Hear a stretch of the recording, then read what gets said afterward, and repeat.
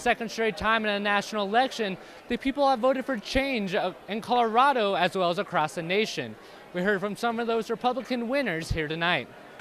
We promised you that tonight would be a night of champions, a night for champions, champions of our principles.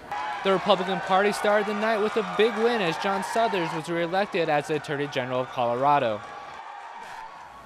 I have to admit to you that the political victory we've won here tonight is very, very sweet. Thank you all for your support. I appreciate it very much.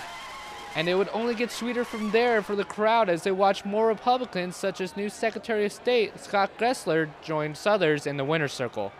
It is starting tonight. Tonight is when we start taking this state back. Tonight is when we start taking our country back. The mood at the DoubleTree Hotel has been upbeat as his party went well into the night. A representative for Buck talked to the crowd. Still are a lot of votes out there. We estimate maybe 100,000 or more yet to be counted. The Republicans did suffer some losses to the Democrats. For more on that, we sent it to Ramsey Scott, who was downtown at the Democratic viewing party.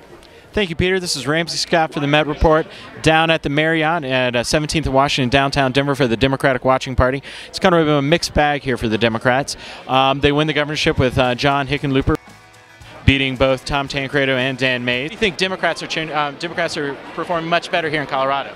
Well, I think Colorado looks at the people, and we have a number of Democrats that come out of business backgrounds, Ed Perlmutter, myself, and I think that has a lot to do with Colorado. But there have also been some defeats as well. I believe it was just announced that Kerry Kennedy lost to Stapleton for Secretary-Treasurer of the state, and a very big loss for the Democrats. John Salazar from District 3, a longtime incumbent Democrat, loses to Scott Tifton. This is definitely a big loss for the Democrats, but it's going to kind of back and forth here. It's been a little bit of a mixed bag, like I said. So for Peter Aragon at the Republican Watching Party at the Tech Center, I'm Ramsey Scott.